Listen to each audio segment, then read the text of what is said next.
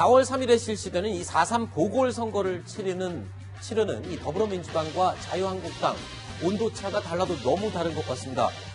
각 당 지도부 이 동선과 분위기를 놓고요. 같은 선거를 치르는 게 맞나? 라는 말이 나오고 있다는 겁니다. 2박 3일 일정으로 잘 다녀오도록 하겠습니다.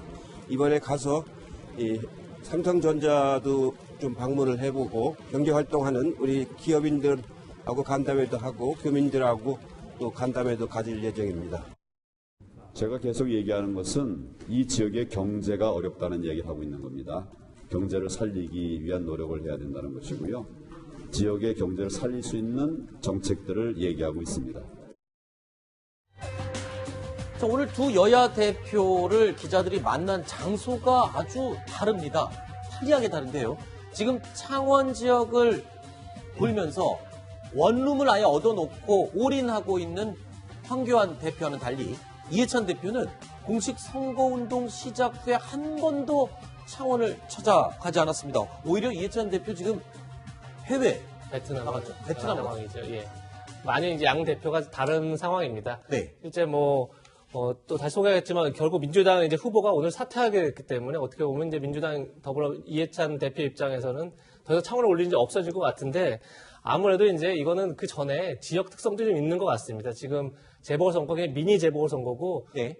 경남 통영하고 통영고성하고 창원 성산 두 군데서 열리는데 통영고성 같은 경우는 지난 총선 때 야당 후보가 아무도 없어서 그러니까 민주당 쪽에 후보가 아무도 없어서 사실 무투표 당선될 정도로 굉장히 지금의 야당세가 강한 지역이고 창원 성산 같은 경우도 정의당 노회찬 후보의 지역구였기 때문에 사실 민주당 입장에서는 지금 이 판을 크게 만들 필요가 없다. 이해찬 대표는 그런 생각을 하는 것 같고요. 반대로 이제 황교안 대표는 어떻게 보면 대표가 되고 맞는 첫 재보궐선거이기 때문에 여기서 큰 승을, 그러니까 압승을 통해서 뭔가 자신의 존재감을 좀 드러내야 할 그런 네. 이제 위치에 있기 때문에 아마도 두 대표 행보가 다른 게 아닌가 이렇게 생각이 됩니다.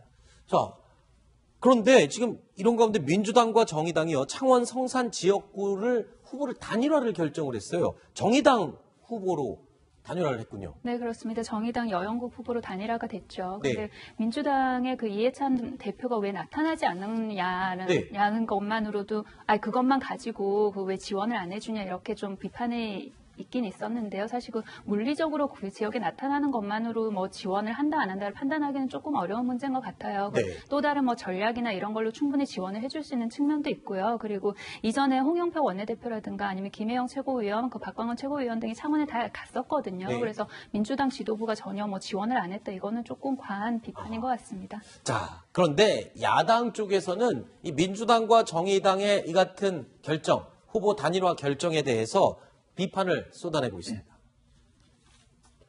국민의 심판이 두려워서 위장 여당을 앞장세우는 유권자 기만이자 이중대 밀어주기입니다.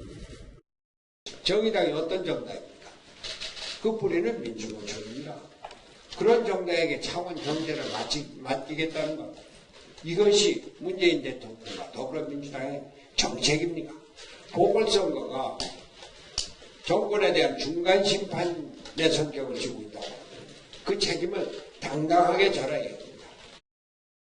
자, 야당 측에서는 그거예요. 그러니까 민주당이 경제정책 실패로 지역 민심을 많이 잃었기 때문에 나서기는 좀 그렇고 정의당을 내세워서 대신 치르는 게 아니냐 이런 지적이잖아요, 지금. 그러니까 아무래도 뭐 창원 성산의 지역에 이제 이번에 재보궐선거를 하게 된 그 원인 자체가 결국 이제 노회찬 의원께서 이제 어떤 극단 선택하시기 때문에 네. 그런 이제 치러지는 것인 특성은 있습니다만은 그러나 집권 여당이 어떤 면에서 보면 선거를 후보를 단일화해서 물러난다. 라고 하는 것은 또 다르게 생각해 볼 문제가 있는 것 같아요. 네. 그리고 집권 여당은 국정 운영에 대한 책임이 있는 정당 아니겠습니까? 네. 그렇다면 집권 여당이 야당 후보와 단일화를 시도했다? 라는 것은 어떤 면에서 보면 참 우리 정당사에서 있을 수 없는 일이거든요. 네. 야당 후보들끼리 예를 들어서 뭐 예전에는 단일화한다든 이런 경우는 있었습니다만은 여당의 입장에서 야당 후보와 단일화한다면 뭐 차라리 합당을 하는 것이 오히려 더 나은 선택이 아닌가. 자, 그렇다면 다음 선거 때는 그럼 어떻게 할 것인가. 사실 이 후보 단일화 이 전략 자체는 사실 예전에 보면 야당 때 쓰던 전략입니다. 야권 후보 단일화라는 그런 프레임을 통해 쓴 것이거든요.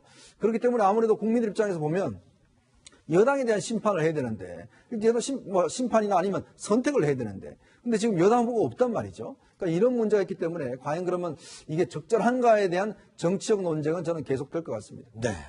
일단 4.3 보궐선거를 앞두고요. 이 부분도 정치권에서 아주 민감한 부분인 것 같습니다. 오늘 여론조사 결과가 나왔는데 부산 경남 지역에서요.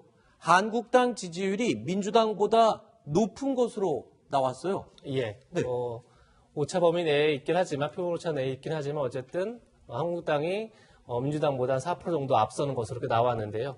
아무래도 지금 지난 지방선거의 가장 큰 특징 중에 하나가 물론 수도권에서 이제 여당이 앞선 것도 있겠지만 PK에서 굉장히 약진했다는 게 중요한 의미가 있었거든요. 네. 사실 이게 이제 다음 총선까지 이어져야 어떻게 보면 여당 입장, 여권 입장에서는 굉장히 안정적으로 국정 운영할 수 있는 힘이 될 텐데 지금 이제 PK 지역이라 하는 데서 굉장히 경제적 어렵고 이러면서 지금 여당 지지율 많이 떨어지고 지금 보시다시피 야당 지지율 많이 올라오고 있는 상황이기 때문에 이번 재보궐뿐이 아니라 내년 총선에서도 굉장히 PK에서의 어떤 우리가 낙동강 대첩으로 얘기하는데 굉장히 큰 관심을 모으지 않을까 싶습니다. 네. 그런데 황교안 대표가요, 요즘 발언하는 수위나 표현들이 굉장히 거칠어지고 있어요. 이에 질세나 또 나경원 원내대표도 마찬가지잖아요.